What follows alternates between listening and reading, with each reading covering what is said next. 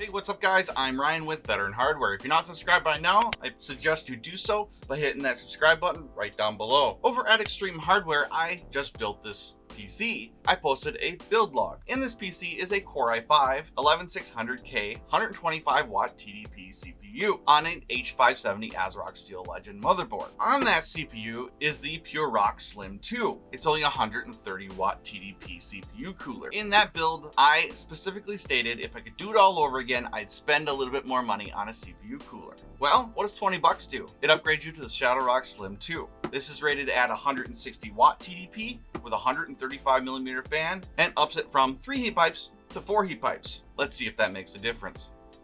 All right, guys, so here we are at idle. CPU is currently at 36 degrees. It peaked out at 63 degrees, installing A to 64, and CPU ID's HW monitor. So yeah, running 6 cores, 12 threads, about 4.7 gigahertz right now with 13% utilization on the CPU. So there's that. Been up for almost 7 hours now, so.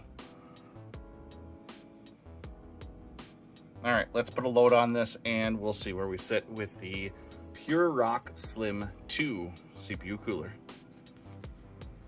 All right, guys, just 12 minutes and 42 seconds in, and we've already shown signs of thermal throttling. Right now, it is 7% thermal throttling, so we're down to 4.24 gigahertz, and the package has exceeded 100C. So obviously with this heat load, which is 168.39 watts at peak, the PureRock Slim 2 is not enough for the 11600K CPU. So let's get this swapped out and see what the temps are.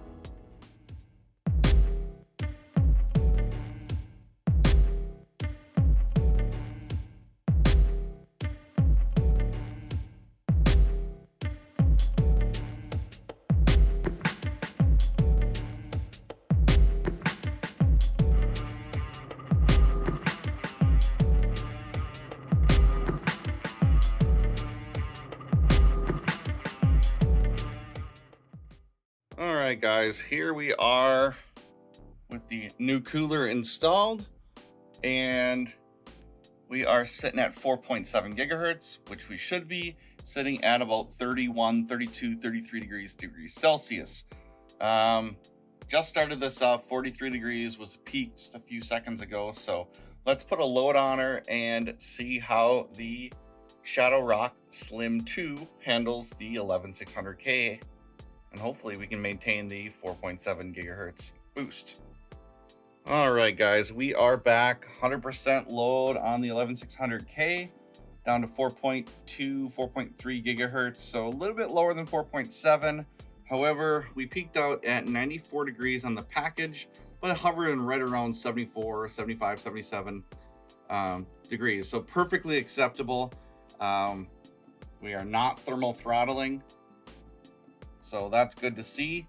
Ambient could be 1 or 2 C difference because this is another day, but it's actually doing really well, and it's not screaming like the 92 millimeter fan could be. This fan is at full blast right now, and you can barely hear it thanks to the 135 millimeter fan. So take that in consideration. All right, conclusion time, guys.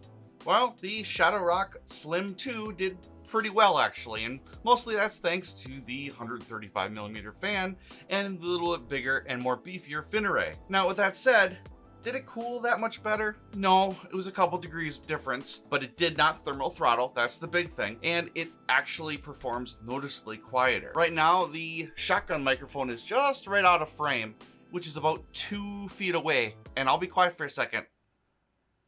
You can't hear that, can you?